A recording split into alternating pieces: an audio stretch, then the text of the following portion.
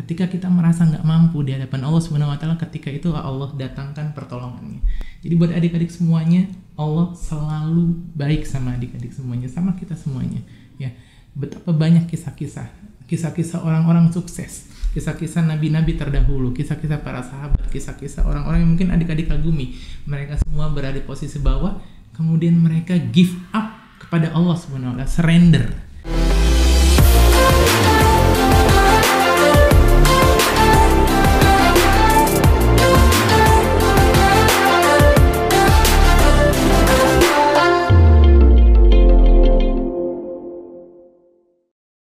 Assalamualaikum warahmatullahi wabarakatuh. Alhamdulillah kita ketemu lagi di channel EduStory.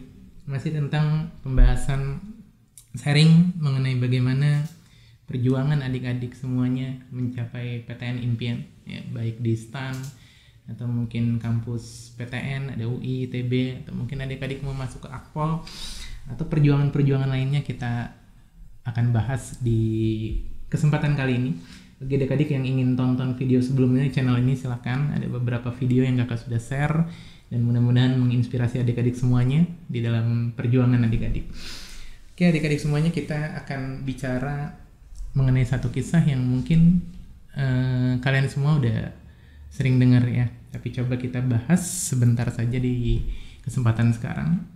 Adik-adik udah pernah dengar pasti cerita tentang Nabi Yunus alaihissalam. Ketika Nabi Yunus alaihissalam ini ada di semua kitab suci, ya, meninggalkan kaumnya.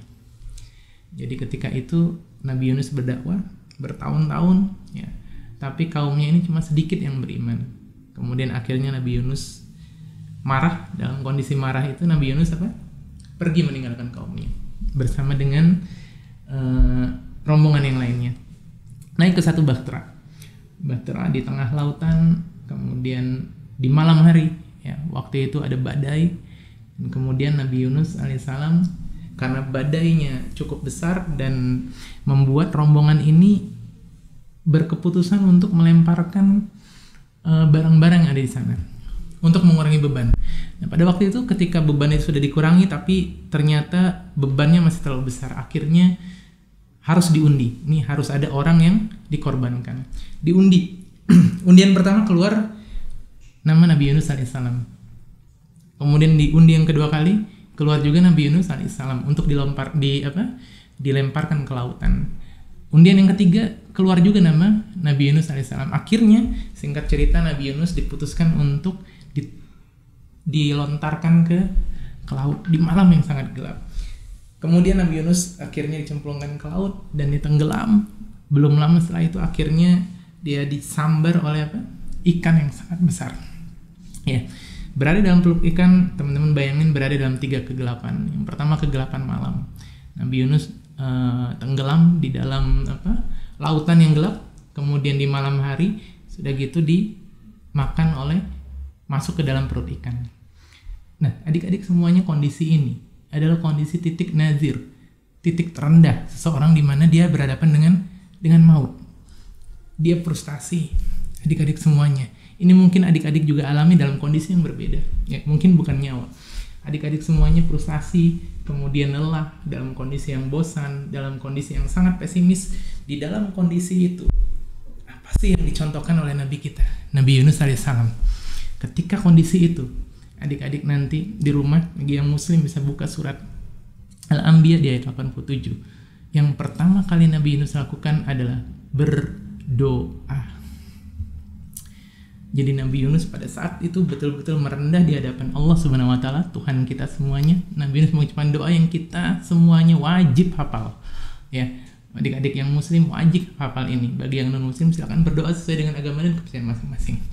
Doanya berbunyi singkat, La ilaha illa anta subhanaka inni kuntu minadz zalimin. La ilaha illa anta, tidak ada Tuhan melainkan Engkau ya Allah. Subhanaka, maha suci Engkau.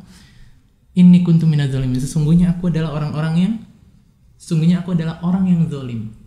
Dan di ayat 88-nya Allah katakan, berfirman di sana, maka Allah bebaskan, Allah keluarkan Nabi Yunus dari perut ikan. Karena doa yang dilakukan oleh Nabi Yunus alaihissalam.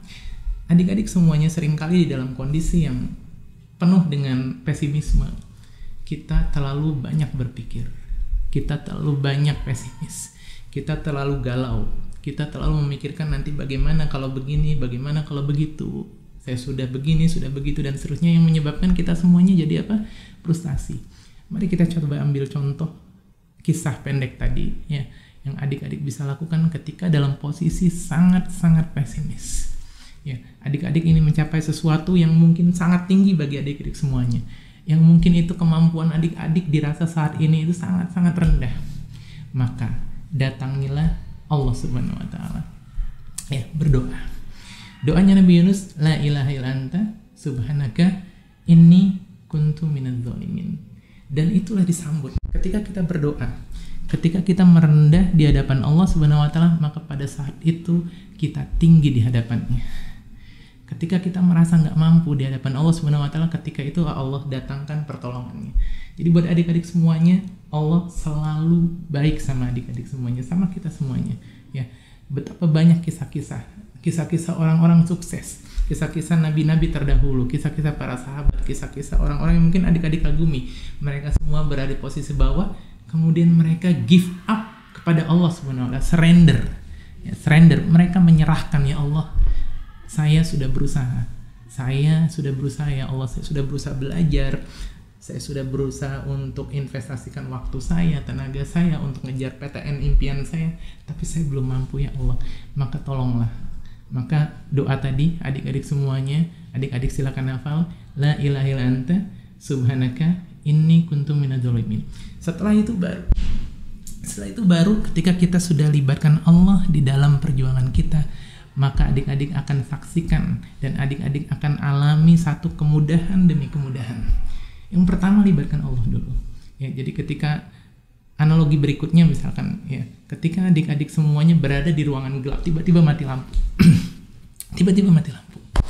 Apa yang pertama kali adik-adik lakukan? Apa yang pertama kali adik-adik lakukan? Cari apa? Ya, mungkin cari senter, atau kalau adik-adik sudah tahu posisi stop kontaknya di mana, maka yang pertama kali adik-adik lakukan apa? Bukan kemudian berlari ke sana ke sini, enggak, tapi adik-adik akan nyalakan apa? Nyalakan stop kontaknya, saklarnya adik-adik akan nyalakan, karena adik-adik tahu posisi itu. Begitu terang kondisinya, baru adik-adik mulai apa? Melangkah. Begitu juga dengan kondisi kita. Ketika kondisi kita gelap, ya, kita dalam kondisi yang pesimis, maka nyalakan dulu, carilah dulu saklarnya. Di mana kita bisa menemukan saklar? Di kedekatan dengan Allah Subhanahu wa taala, ya. Di titik terendah kita, merasa kita tidak mampu melakukan apa-apa kecuali dengan pertolongan Allah. Di saat itulah saklar kita nyala. Di saat itulah Allah akan memberikan cahayanya, petunjuknya untuk kita melangkah ke depan. Di saat itulah terang benderang mulai Allah berikan, ya. Kegelapan mulai Allah singkirkan, dan kemudian adik-adik bisa melangkah, menyusun langkah. Dan itulah kunci orang sukses.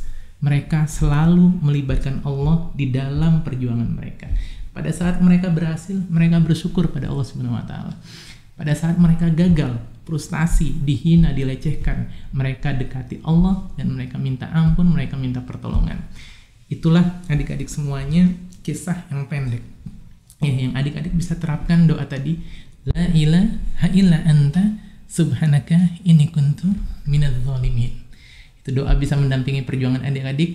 Dan dari kakak ingin sampaikan bahwa merendahlah serendah-rendahnya di hadapan Allah yang maha tinggi. Maka saat itulah kita akan semakin tinggi, semakin dimuliakan, semakin diangkat derajatnya oleh Allah Subhanahu wa taala. Adik-adik semuanya, ada banyak doa yang mungkin nanti kita share bertahap ya, tapi untuk kesempatan kali ini doa yang singkat tadi bisa adik-adik praktikkan. Kapanpun adik-adik sedih, kapanpun adik-adik frustasi, kapanpun adik-adik butuh semangat, maka ada Allah Subhanahu wa taala yang selalu ada di samping adik-adik semuanya, membersamai adik-adik semuanya. Orang tua mungkin sedang jauh, ya. Mungkin adik-adik punya teman dekat, mungkin juga dia nggak bisa mendampingi itu, tapi Allah itu selalu ada. Adik-adik tidur ada Allah, adik-adik dalam posisi di kamar ada Allah Subhanahu wa taala, adik-adik berada di masjid ada Allah, berada di manapun ada Allah yang membersamai adik-adik semuanya. Jadi jangan pernah putus semangat ya. Adik-adik punya impian yang tinggi, tapi Allah maha tinggi. Adik-adik punya impian yang besar, tapi Allah maha besar untuk mewujudkan. Allah tinggal bilang apa? Kun, maka fa yakun. Jadi semuanya. Hikmah yang adik-adik perlu petik di pertemuan kali ini adalah kisah Nabi Yunus alaihissalam. Dia melibatkan Allah pada saat titik terendahnya dengan berdoa la ilaha illa anta subhanaka inni kuntu minaz zalimin. Artinya apa? Dia mengesahkan Allah, kemudian mensucikan Allah, dan kemudian mengakui bahwa dia orang yang zalim, dan saat itu pula Allah tolong. Baik adik-adik semuanya, mungkin kisah pendek tadi adik-adik bisa petik hikmahnya dan praktikkan ya terus menerus berkala, sehingga mudah-mudahan Allah berikan jalan keluar buat kesulitan adik-adik, dan Allah sampaikan adik-adik di titik-titik tertinggi yang adik-adik inginkan. Sampai jumpa di PTN Impian. Assalamualaikum warahmatullahi wabarakatuh.